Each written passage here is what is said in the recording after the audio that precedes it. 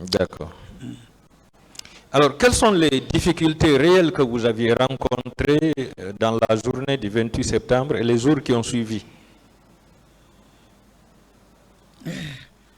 Bon, on a été vraiment confrontés à une affluence de victimes que nous n'avions jamais rencontrées auparavant et dans une situation très alarmante. Comme vous l'aviez dit tout à l'heure, on a vécu cette journée une tragédie inimaginable qu'aucun être humain ne peut souhaiter pour son prochain. Donc, c'était une des difficultés. Donc, il faut reconnaître que la prise en charge a été assurée, mais elle n'était pas très facile parce que nous n'avions pas été préparés ce jour à recevoir un tel afflux de victimes. Et, voilà. Est-ce qu'il y avait suffisamment du formol pour la conservation des corps à cette époque? Non, le médecin légiste avait signalé que les stocks qui étaient dans les deux morgues n'étaient pas suffisants. Donc, il fallait obligatoirement trouver d'autres stocks, soit dans les pharmacies privées, ou il fallait faire des commandes à l'extérieur, ou voir peut-être à l'hôpital de Kamsar. Je crois que les stocks sont venus d'une part de l'hôpital de Kamsar et des commandes ont été lancées dans les pays voisins. D'accord. Est-ce que vous êtes au courant que certaines femmes victimes de violences sexuelles ont été évacuées à Dakar? Oui, parce que je vous ai dit préalablement que j'ai collaboré avec... Donc, je suis membre de certaines organisations féminines qui sont venues à l'hôpital, comme par exemple le réseau des femmes africaines ministres et parlementaires, la CONAG DCF, l'association des femmes leaders. Donc beaucoup de ces femmes, de ces organisations avaient eu la possibilité de faire évacuer certaines femmes à Dakar.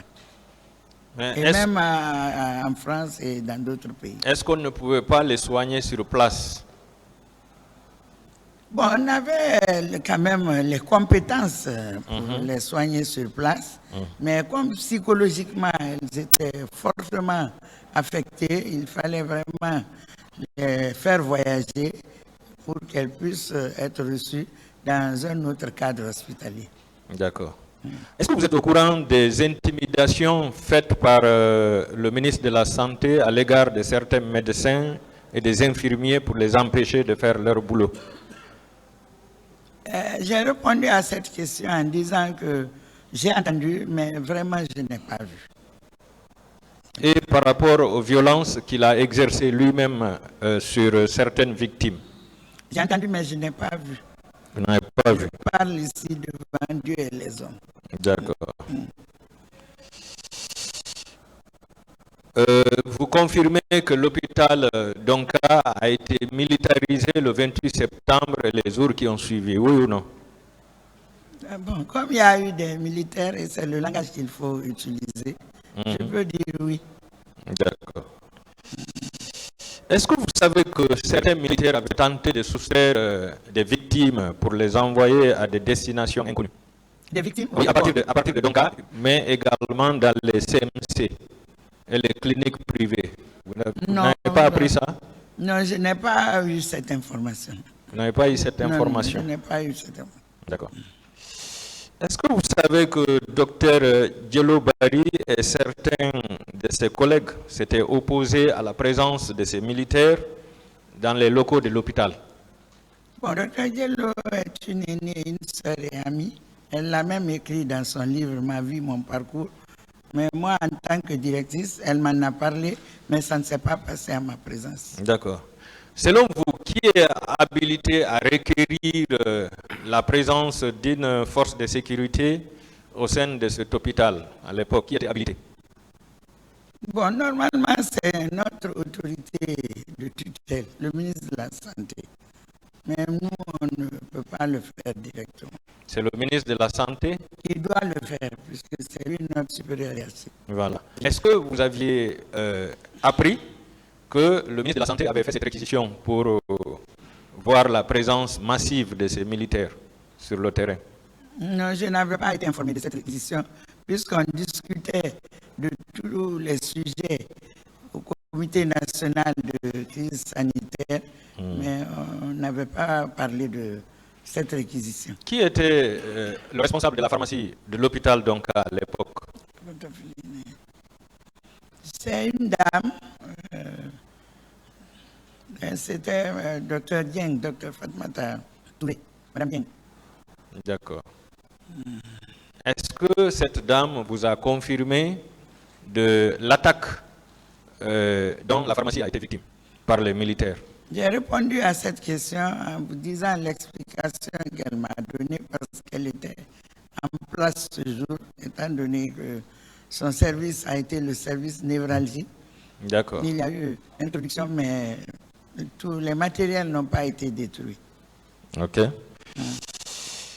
Alors, en tant que directrice générale de l'hôpital, pourquoi vous avez laissé les militaires gérer la morgue? Non, c'est pas, les militaires n'ont pas géré la morgue. La morgue a été gérée par les équipes, les assistants du médecin légiste.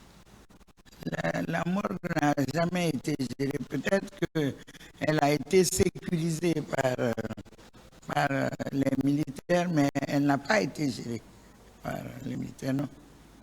Vous êtes affirmatif? Elle n'a pas été gérée, parce que gérer la morgue, c'est gérer les corps et travailler techniquement sur les corps. D'accord. À l'époque des faits, l'hôpital donc a compté combien d'ambulances? À l'époque des faits, c'était déjà en 2009. En 2009, deux ambulances. Deux ambulances seulement pour un hôpital national. Oui. Et ces ambulances d'ailleurs avaient été obtenues après les événements de janvier-février 2007. L'OMS ou l'UNICEF a doté les deux hôpitaux nationaux de nouvelles ambulances. D'accord. Est-ce que vous aviez des rapports avec la Croix-Rouge? Oui, quand il y a des événements, c'est toujours la Croix-Rouge qui transporte vers les blessés du lieu de regroupement vers les hôpitaux. Est-ce que vous savez combien d'ambulances la Croix-Rouge avait fourni ces jours pour le transport des corps? Non, ça je ne sais pas. Vous ne savez pas? Non. Est-ce que la Croix-Rouge vous a fait un rapport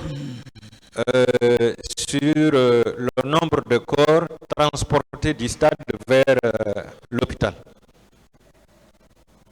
Je crois que la Croix-Rouge n'a pas transporté de corps. La Croix-Rouge n'a pas transporté de corps. Vers la morgue, je ne crois pas. Parce que les corps qui sont arrivés à la morgue sont venus bien après, dans la soirée. Alors, je me pose la question, pourquoi on a eu recours à des camions militaires et même des camions privés pour le transport des corps? Est-ce que c'était vraiment du professionnalisme en la matière? Je reconnais que ce n'est pas du professionnalisme, mais je n'ai pas de réponse à cette question. Il n'y a pas de réponse. Est-ce que vous étiez en contact permanent avec le directeur de l'hôpital militaire du camp Samori? Non, je n'ai eu aucun contact avec lui ce jour. Aucun contact Et les jours suivants. ce jour. Est-ce que vous étiez au courant de la présence des camions militaires à l'intérieur du camp Samori qui contenaient des corps en provenance du stade?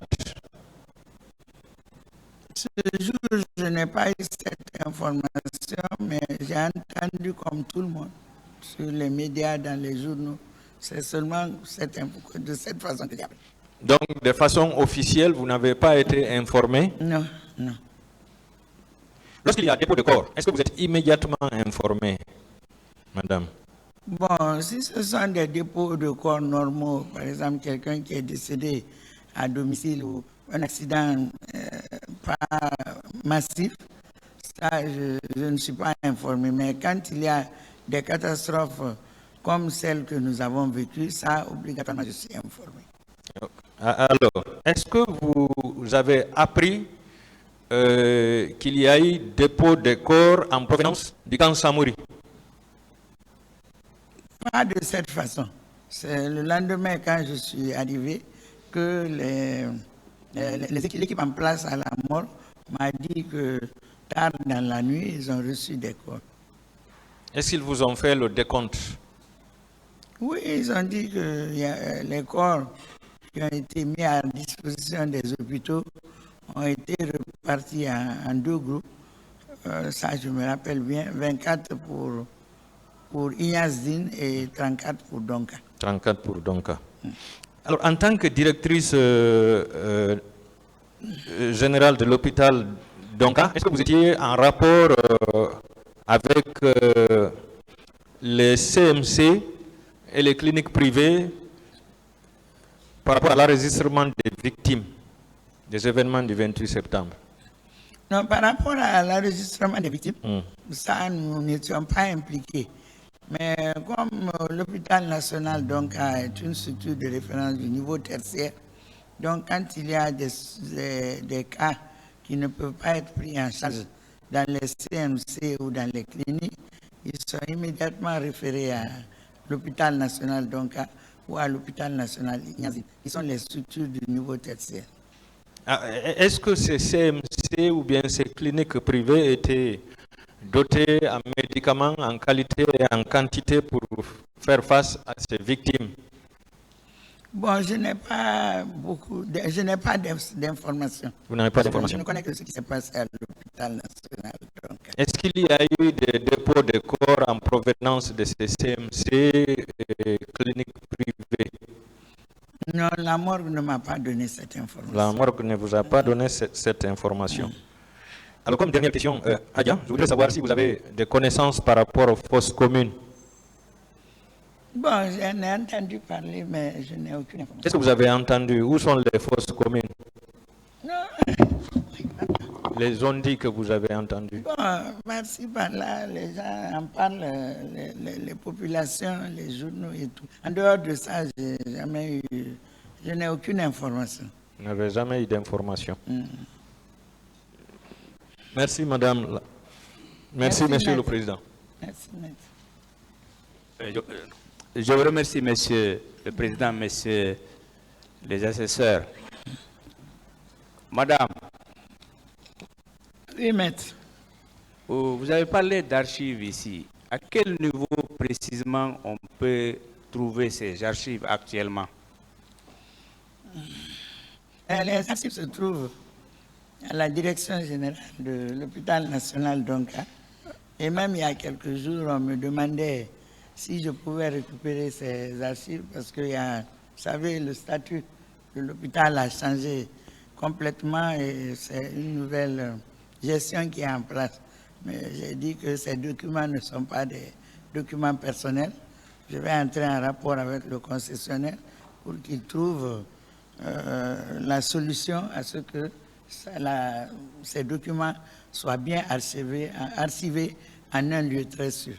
Bien, avec la permission de Monsieur le Président, vous savez pourquoi je vous pose la question, voire le problème? Il y a une victime du nom de Amadouba qui a été auditionnée ici, mais elle a perdu ses pièces. Elle est partie à Donka, on a interrogé l'ordinateur, on a vu son nom, mais ils ont refusé de lui donner un duplicata. J'ai appris ça. Ok. Madame, peut-être la dernière question. Vous avez des informations en tant que médecin lorsqu'on a enterré les 25 corps à Cameroun? Oui, le médecin légiste m'en a parlé. Bon, je termine quand même. Ce n'est pas dans mes habitudes, mais c'est qu'ici, il faut que je le dise. Je vous remercie pour votre sérénité et les informations que vous nous avez données. Merci. Merci. Maître. Merci, maître.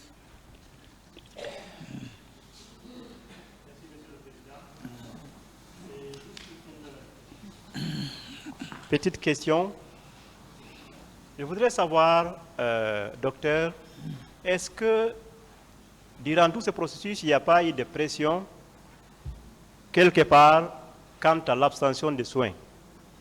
Parce que certaines victimes ont mentionné ici. Est-ce que vous pouvez nous relater cela un petit peu? Bon, par rapport à l'abstention des soins, je vous assure que, en ce qui me concerne, j'ai entendu parler. Mais vraiment, aucun médecin aucun professionnel de santé de l'hôpital Donka n'est venu me signaler qu'il y a une situation où tel ou tel malade n'a pas été pris en charge. Parce que moi-même, je faisais des recherches. Quand j'ai eu cette information, je demandais aux ONG, aux associations. Même l'AVIPA a été créée presque dans mon bureau, puisque ce sont des victimes avec lesquelles nous avons été très proches. Donc j'ai demandé que tous ceux qui n'ont pas bénéficié de soins ou qui ont eu peur ou qui vraiment ont dit les versions, de les faire venir. Je me mets entièrement à leur disposition pour leur apporter les soins nécessaires. Et il y a eu beaucoup de cas comme ça que nous avons reçus. Donc, certainement, parce que comme on dit, aucune œuvre humaine n'est parfaite. Mais j'ai moi-même envoyé des messages, j'ai demandé à ceux qui venaient de dire aux victimes de venir. Parfois, moi-même, il y a des victimes qui restaient longtemps sans revenir pour leurs soins. Je prenais mon téléphone pour les appeler. Ils avaient tous mon numéro. Donc, certains m'appelaient pour tel ou tel problème. Et je leur disais de venir. L'hôpital est là pour eux. Et quiconque leur demande de l'argent ou leur demande de payer quoi que ce soit, mon bureau est ouvert. Ils n'ont qu'à venir m'informer. Ça, je l'ai fait. Merci, Madame Hadia.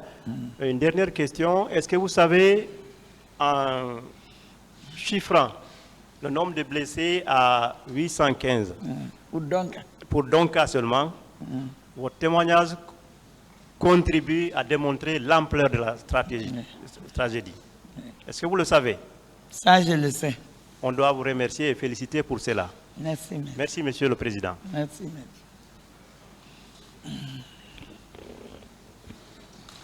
Merci, Monsieur le Président, Messieurs les assesseurs.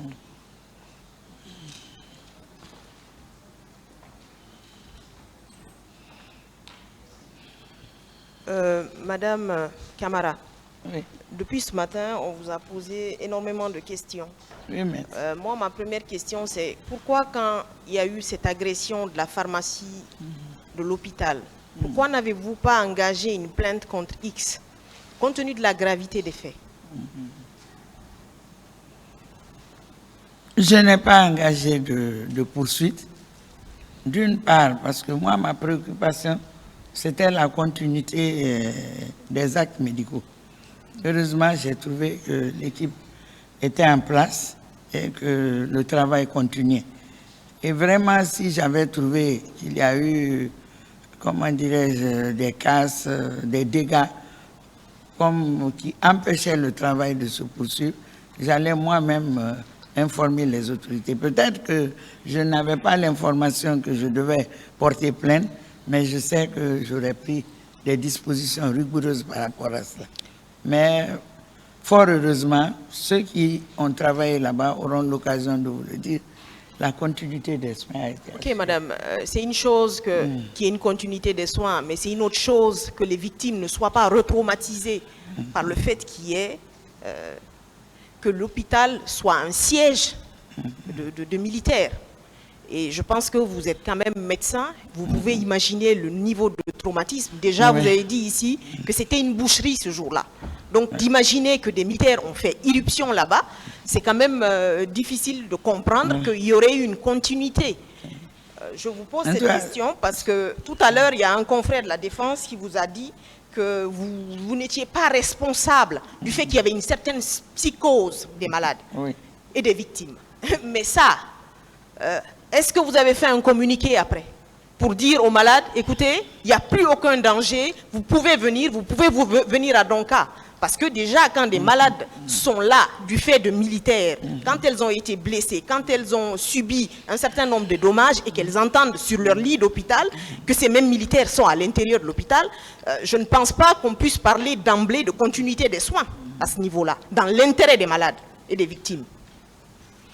Maître... Ce n'est pas une question. Ah, d'accord. Je déplore cette situation. Madame Camara, est-ce que vous avez une idée des capacités des morgues, au moins des hôpitaux, notamment Donka et Ignazdine? Quelles étaient les capacités de ces morgues-là? Les capacités étaient très réduites. À Ignazdine, la capacité est de 10 corps. Mais maintenant, il y a la possibilité de superposer 2 à 3 corps. À Donka, la capacité à l'époque était d'une quinzaine de corps qui pouvaient être superposés et certains sont sur les paillasses.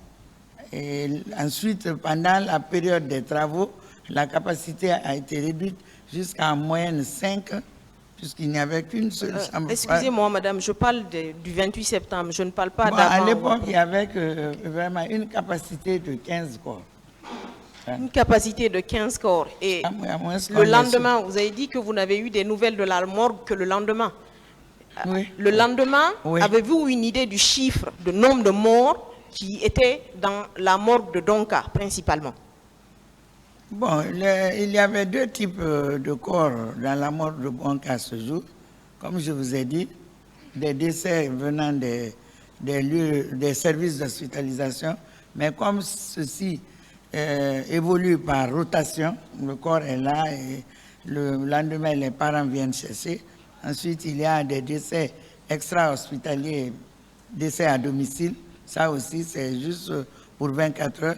Mais pour ce qui concerne les victimes, il y avait 34 corps. Il y avait 34 corps le lendemain. Oui.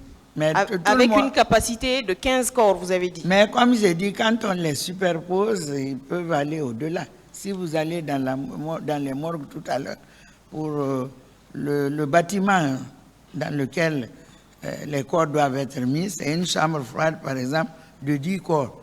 Donc 10 casiers. Mais dans les casiers, vu les réalités que nous vivons, on peut mettre 2 à 3 corps par casier. Ok, madame. Finalement, vous avez dit 34 corps. La capacité ne pouvait pas, en tout cas, conserver ces corps. Est-ce que vous avez avisé de ça au ministre de la Santé, au fait qu'il y avait un risque que, au bout de quelques jours, parce que hier on a eu le professeur Hassanba qui a dit ici qu'au bout de 36 heures, c'est connu, on ne peut plus conserver un corps. Et surtout, c'est des personnes mortes de mort violente, des personnes dont on a ôté la vie. Est-ce que vous avez alerté votre autorité hiérarchique, qui était en l'occurrence le ministre de la Santé, sur la nécessité d'avoir d'autres plans B? Bon, moi, je ne me suis pas beaucoup focalisé sur tout ce qui est expertise dans la gestion des corps, parce qu'il y a un spécialiste qui s'en est très bien occupé. Donc, je m'en tenais aux informations qu'il me donnait. Madame, vous avez dit ici que vous étiez spécialiste de gestion hospitalière. Oui. Il y avait une crise qui était là, Oui. on avait des corps sur les bras et on devait engager quand même un certain nombre de responsabilités. Ces personnes-là ne s'étaient pas suicidées gratuitement, elles étaient mortes du fait d'autrui. On leur avait ôté la vie. Donc, est-ce que vous en avez parlé avec lui du fait qu'il existait d'autres alternatives pour éviter que ces corps ne se décomposent, ou alors pour prendre des photos avant que les corps ne se décomposent? Parce que vous avez pris le soin de faire des listes, d'enregistrer. J'ai collaboré parfaitement avec le professeur Hassan pour ces différents corps, parce qu'il s'agissait maintenant de trouver une quantité suffisante de formol. Je ne suis pas directement spécialiste de la gestion des corps, de la thanatopraxie, mais je sais que la formalisation facilite aussi la conservation des corps. Ok. Donc, autant de formol ils avaient besoin, cette quantité a été mise à leur disposition. Est-ce que la formule a été suffisante au bout de 5 jours, madame? Les besoins qui ont été exprimés, cette dotation a été mise à leur disposition. Madame, vu que c'était des crimes qui avaient été commis et que certains de nos compatriotes avaient perdu la vie, est-ce qu'il n'y avait pas d'autres alternatives? Notamment prendre des photos, notamment garder les objets appartenant à ces personnes-là, les répertorier, prendre des photos. Non, n'étant pas spécialiste en la matière, je n'avais pas cette expertise à ce moment-là. Je collaborais directement et je m'en tenais en tant que gestionnaire, parce que c'est ça aussi, il faut savoir déléguer pendant le commandement. Donc, Et vous n'avez pas demandé des consignes? Je me suis contenté de ce que je lui fais confiance. Il est professeur agrégé de rang magistral. Tout ce qu'il m'a dit concernant la gestion des corps, j'ai validé et nous avons travaillé dans ce sens. Donc la gestion des corps, finalement, a été une catastrophe. Non, moi je peux dire que depuis que les corps sont arrivés dans les 2 hôpitaux, techniquement l'expertise a été mise en place, les équipes de la médecine légale ont été mobilisées parce qu'il faut reconnaître que les corps sont arrivés en très mauvais état. Une catastrophe, comme on le dit, tragédie humaine, qui s'est passée le matin, puisque tout le monde parle entre 10h, 11h, midi, et que ces corps ont été entassés dans des camions, donc n'ont pas été bien protégés, et sont arrivés tard dans la nuit. Moi, nous savons tous, même si ce n'est pas un expert en la matière, que ces corps sont arrivés en mauvais état dans les 2 morts. Oui, mais madame, ça reste une catastrophe pour les victimes. On a enterré 25 personnes sans possibilité d'identification. Donc ça reste une catastrophe. Ma dernière question va tenir compte du fait que, comme vous avez parlé de boucherie, du fait que les personnes ont souffert dans leur chair, du fait qu'il y avait près de 800 blessés, de personnes qui ont souffert, est-ce qu'il y avait un fonds prévu sur le long terme pour les victimes? Est-ce qu'il y avait un fonds prévu sur le long terme pour les victimes? Non, je n'ai pas connaissance de ce fonds. Et vous ne l'avez pas proposé non plus?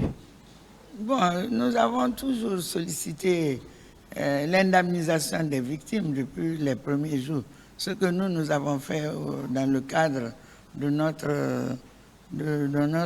nos attributions, c'était de leur assurer, et ça c'était leur droit, la prise en charge gratuite. Et vraiment, il y a eu un élan de solidarité de très haut niveau pour venir leur secourir, leur apporter assistance en vivres, ressources financières. Et nous avons proposé vraiment qu'à terme, une indemnisation soit mise en place pour ces victimes. Ok. Merci, Monsieur le Président. Merci, Monsieur les assesseurs. Merci, Monsieur le Président, honorable assesseur, de m'avoir passé la parole.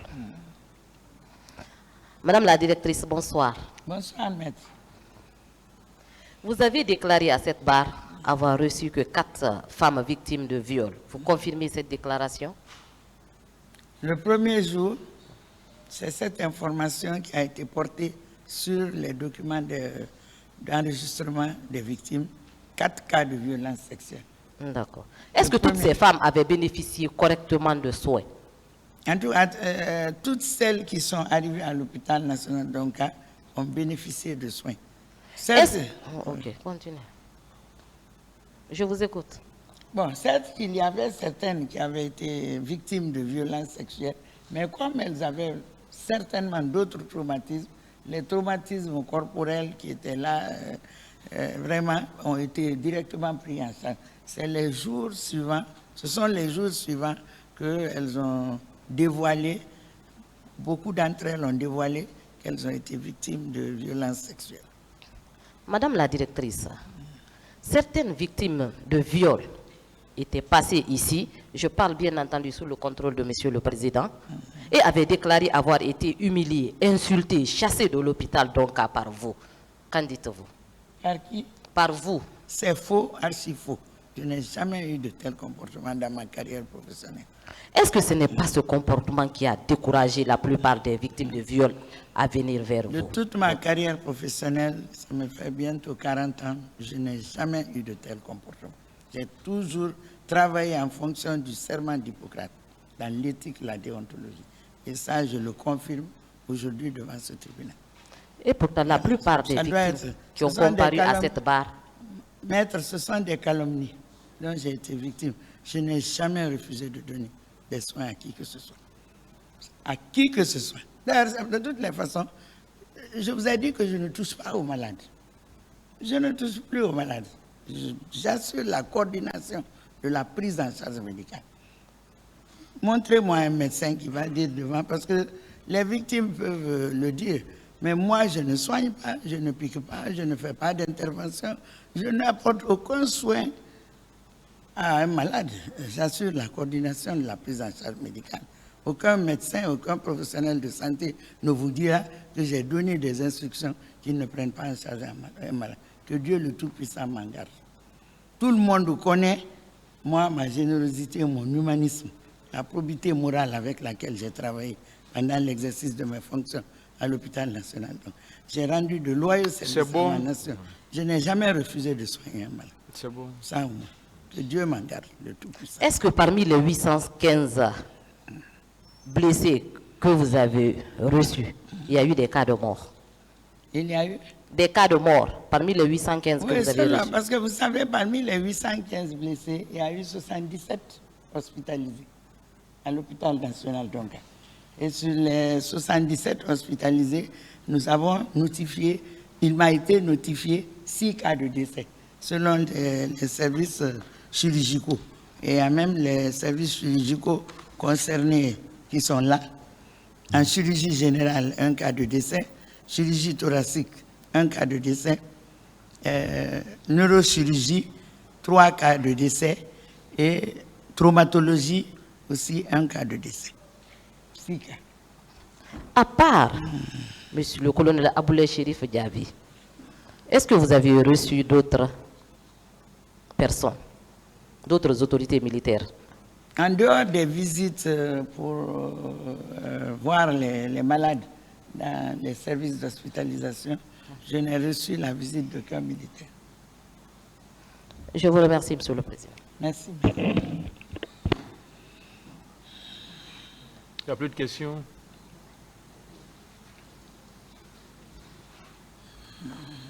Vous pouvez disposer, madame. Merci, monsieur le président.